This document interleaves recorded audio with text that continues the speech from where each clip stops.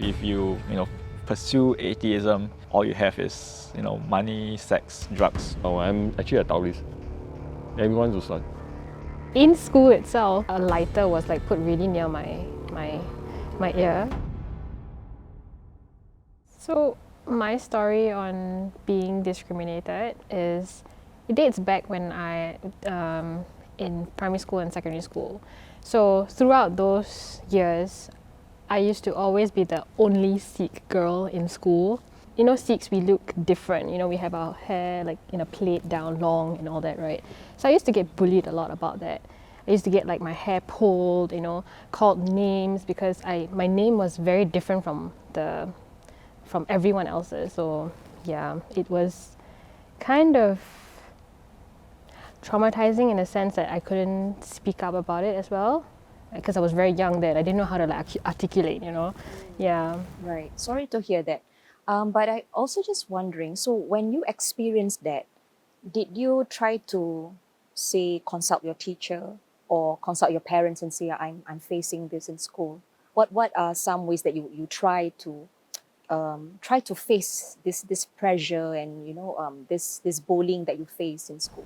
To think about it, I didn't really do anything much about it because I was always very afraid of what might happen. Like maybe if I did something and then like worst thing would happen to me, like the students find out like, oh, this girl complained about us because we did this. I'm going to take revenge on her and like do something worse, I didn't want that to happen, and it will definitely like kind of disrupt my whole childhood.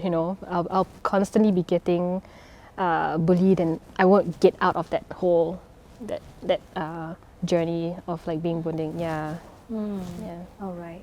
Okay. That's quite intense to know on that. Especially like when you are young, you do not know how to express. You were saying that you were bullied because you were different, but is there any physical instances or any action that they made that you immediately know that they do this because you are Sikh?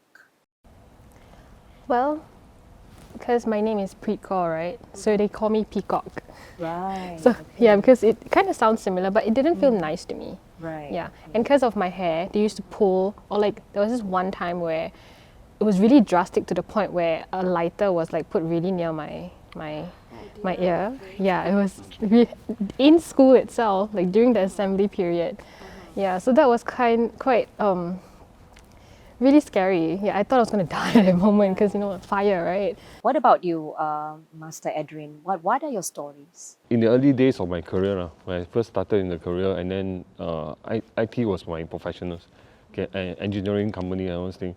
These are all with the MNCs.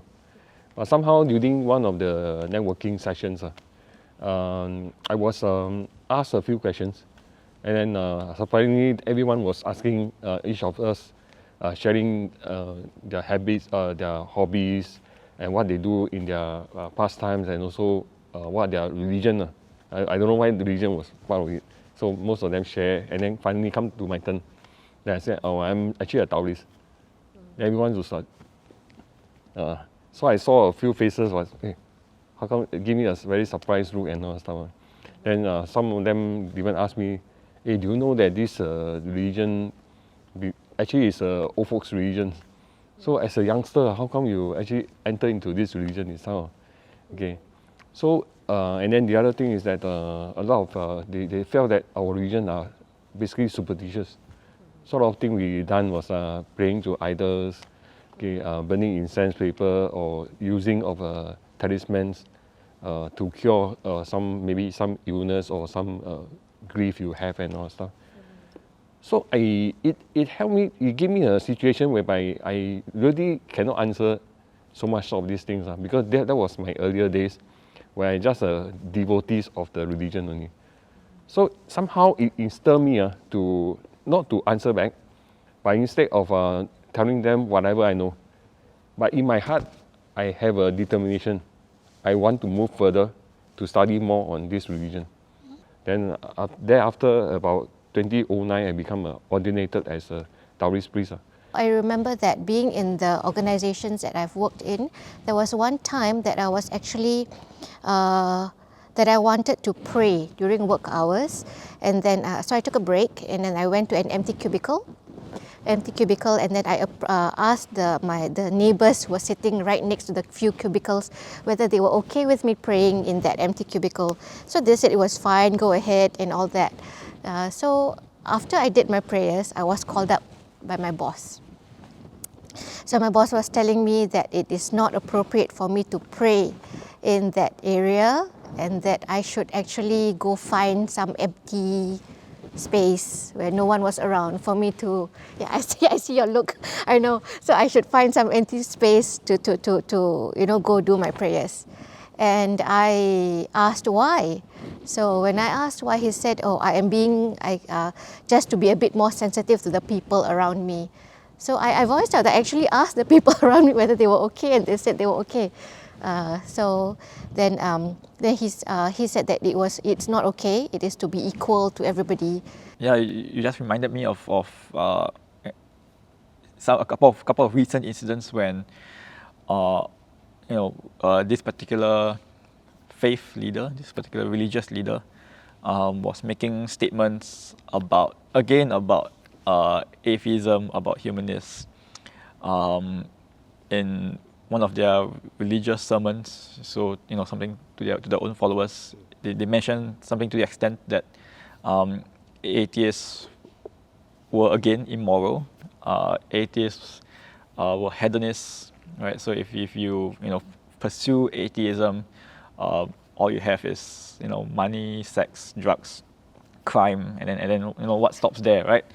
So we were quite puzzled by that. This particular religious leader also went on to say that secularism can cause religious fanaticism, can cause religious extremism. So even as recent as last year, this year, we still see some faith leaders making such strange blanket statements about atheism, about humanism. Yeah. So a lot of maybe even the religious leader or religious representative, they tend to be more very close mindset in a sense. They only know that, okay, that's my religion, that's what I know. I try to preach as much as possible, so to get more people to come into my religion as much as possible. I think that's what DJ am facing also. So in a certain extent, we have to get these people to realize that your religion is not only one. We have to have an open-minded and to even understand it. Not only knowing a lot of friends from other religions, but understanding it is another important step towards a more harmonious society.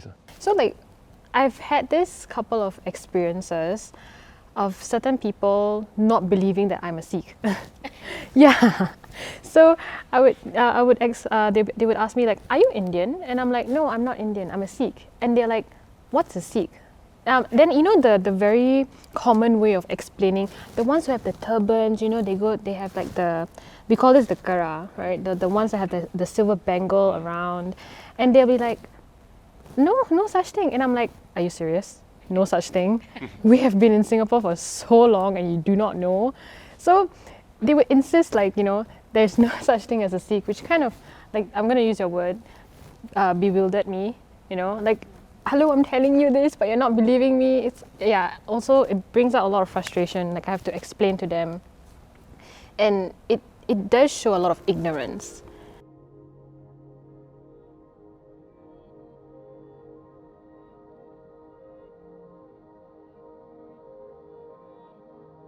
Have you experienced something similar? Share with us your story in the comments below. And don't forget to like and share the video. Click the subscribe button below to follow our conversation.